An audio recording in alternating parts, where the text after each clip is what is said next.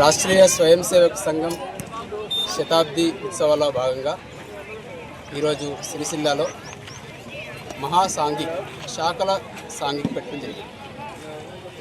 రాష్ట్రీయ స్వయం సేవక సంఘ ఉద్దేశం ఈ దేశం పరమ వ్యవస్థకి రావడం. ఏ విధంగా అన్నప్పుడు వ్యక్తి ఆధారంగా వ్యక్తి నిర్మాణం ద్వారా దేశ నిర్మాణం చేయడం కోసమే సంఘం పనిచేస్తున్నది. సంఘం సర్వేషాం అవిరోధేన అని చెప్తుంది. సంఘానికి ఎవరు విరోధులు లేదు. విరోధం చేసేవారు కూడా మనవారే చెప్తుంది. ఈ దేశాన్ని వైభవ సంపన్నం చేయాలన్నప్పుడు అందరినీ కలుపుకొని పనిచేస్తున్నారు. అందుకోసం వ్యక్తిలో జాతీయ భావనని, దేశభక్తి భావనని, ఈ దేశం నాది అనే భావన నిర్మాణం చేస్తూ చిన్న చిన్న కార్యక్రమాల ద్వారా దేశ నిర్మాణం చేస్తుంది. రాష్ట్రీయ స్వయం సేవక సంఘం ఈ శతాబ్దిలో తీసుకున్నటువంటి విషయాలు పంచపరివర్తన అనేది పంచభూతాలతో ఎట్లా చూస్తున్నామో పంచ ప్రాణాలలాగా ఈ దేశానికే కాదు యావత్ ప్రపంచానికి ఈ 5 విషయాలు అవసరం.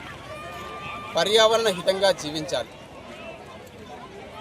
ప్లాస్టిక్ని వదులుకోవాలి, నీటిని కాపాడుకోవాలి, అలాగే ఈ భూమిని కాపాడుకోవాలి అన్నప్పుడు ప్లాస్టిక్ని వదులుకోవాలి.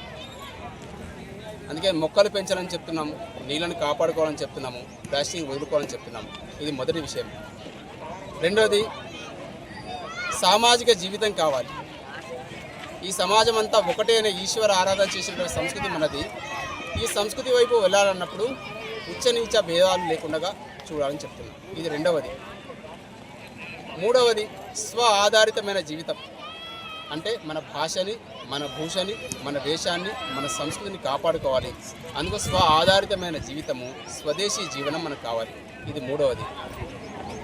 నాలుగవది ఈ దేశం యొక్క రాజ్యాంగం చెప్పినటువంటి విషయాలు అందరూ ఆలోచించేది ఏంటంటే హ్యూమన్ రైట్స్ గురించి ఆలోచిస్తారు, కానీ నాగరికులుగా మన కర్తవ్యాలు ఉన్నాయి, హక్కులతో పాటు కర్తవ్యాలు ఉన్నాయి. అందుకోసం రాజ్యాంగం ఏదైతే విలువలు ఇచ్చాయో ఆ విలువల ఆధారంగా నేను ఒక నాగరికుడిగా జీవించాలి అనే ఒక నాగరిక యొక్క వ్యవస్థను సరి చేసుకుంటుంది.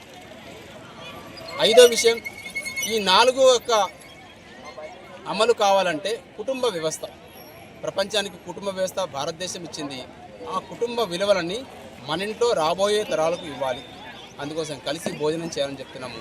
మన విలువలని రాబోయే తరాలకు నెమ్మదిగా ఇది సంవాదన జరగాలని చెప్తున్నాము.